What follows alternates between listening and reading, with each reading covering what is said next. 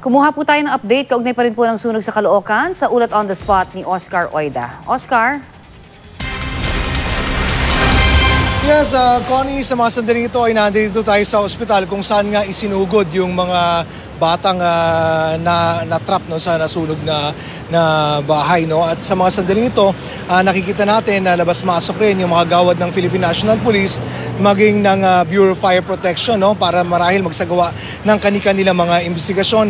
Kanina nang lumabas yung mga kagawad ng Caloocan PNP, sinabi nito sa atin na nasawi na nga yung dalawa sa tatlong batang biktima ng sunog. No? Bagamat very minimal yung detalye na ibinigay sa atin ng mga taga-Caloocan Police. Ito rin namang kinumpirma sa atin na makausap natin kanina yung mismong ama ng mga bata na si Richard Valeros. No? Bagamat matipid din yung kanyang pananalita, no, Connie, I understand, no? Naintindihan naman natin yon dahil dahil sa sinapit nga ng kanyang mga anak, no. Sinabihan natin siya na kung handa na siya magpa-unlock ng panayam sa atin ay naririto lang tayo sa labas ng ospital. Sa mga sandaling ito ay napakahigpit, no, ng pagbabantay sa ospital na very understandable naman, Connie, dahil marami silang mga pasyente na inaalagaan at ayaw rin naman nila na madistorbo yung mga privacy na ito, no. At dahil dyan patuloy tayong nag-aabang dito sa labas para makasagap ng mga panibagong impormasyon. Pero sa mga sandaling ito nga ay very minimal. Ang alam lang natin ay ongoing ang sinasagawang investigasyon ng Bureau of Fire Protection sa loob ng ospital. Connie? Pasensya ka na, Oscar, ha? Alam kong medyo limitado lang din yung nakalap nga na information. Pero ano ba yung mga edad ng magkakapatid? Okay.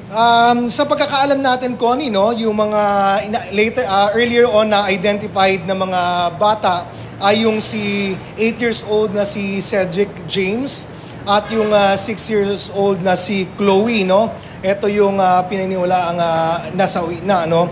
Habang patuloy naman nakikipaglaban sa kanyang buhay ang 4 na taong gulang na si Alexandra, no? Na sa mga sandaling ito, kinumpirma ng mga kamag-anak na rin nakausap natin ay nasa loob pa rin at patuloy na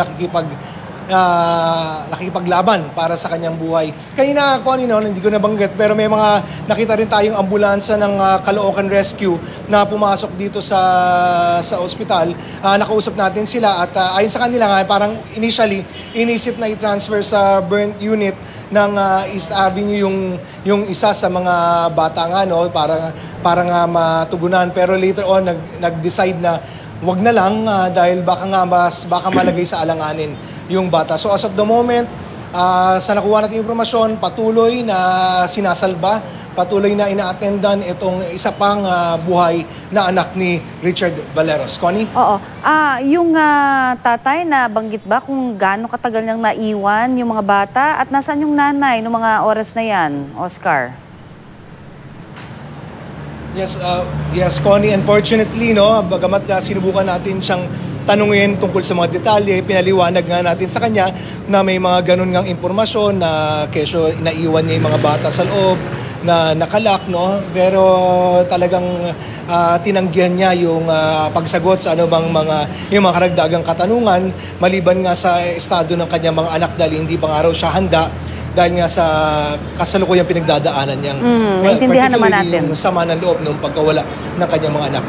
Oo. Yes. Siguro, kasi alam mo, Oscar, hindi itong unang beses na nabalitaan natin na may nag-iwan ng kanilang anak, hindi ba? At talagang maliliit pa yung mga bata. Siguro magandang pagkakataon, ano yung paalala ng BFP muli, ano, para doon sa mga magulang, lalong-lalo na, no, doon sa mga nagkakandado at nag-iiwan sa kanilang mga anak? Yes, tama yun, Connie, no?